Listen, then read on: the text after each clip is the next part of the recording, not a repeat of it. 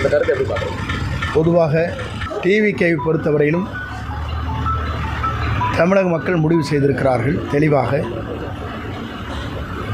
2 இயக்கங்களே இந்த நாட்டை ஆள வேண்டுமா, புதிதாக ஒருவர் தோன்ற வேண்டும் என்ற எண்ணங்களோடு தான்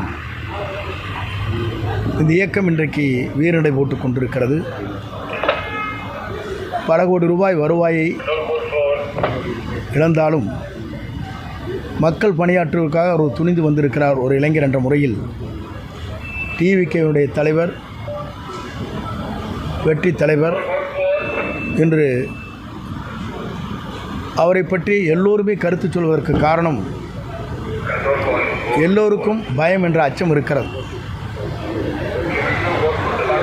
வெற்றி என்ற முடியாது என்ற இலக்கை எட்டுவதன் காரணமாகத்தான் இவர்கள் இந்த கருத்துக்களை வெளிப்படுத்தி கொண்டிருக்கிறார்களே தவிர, ஒவ்வொருவருக்கும் தோல்வி பயம் ஒவ்வொருவருக்கும் உருவாகியிருக்கிறது.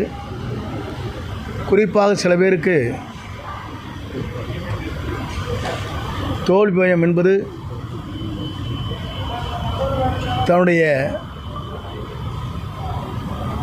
இடத்தில் வெற்றி பெற இயலாது என்ற முறையிலே தான் ஒவ்வொரு இயக்கங்களும் தங்களுடைய கருத்துக்களை இன்றைக்கு பரிமாறிக்கொண்டிருக்கிறார்கள்.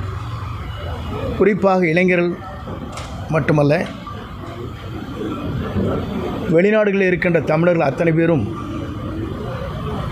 தேர்தல் தமிழ்நாட்டில் எப்போது நடைபெறப் போகிறது என்பதற்காக 3 லட்சம் பேர்கள் பதிவு செய்திருக்கிற வரலாறு தமிழ்நாட்டிலே உலக வரலாற்றில், இந்திய வரலாற்றில் இடம்பெற இருக்கிறது.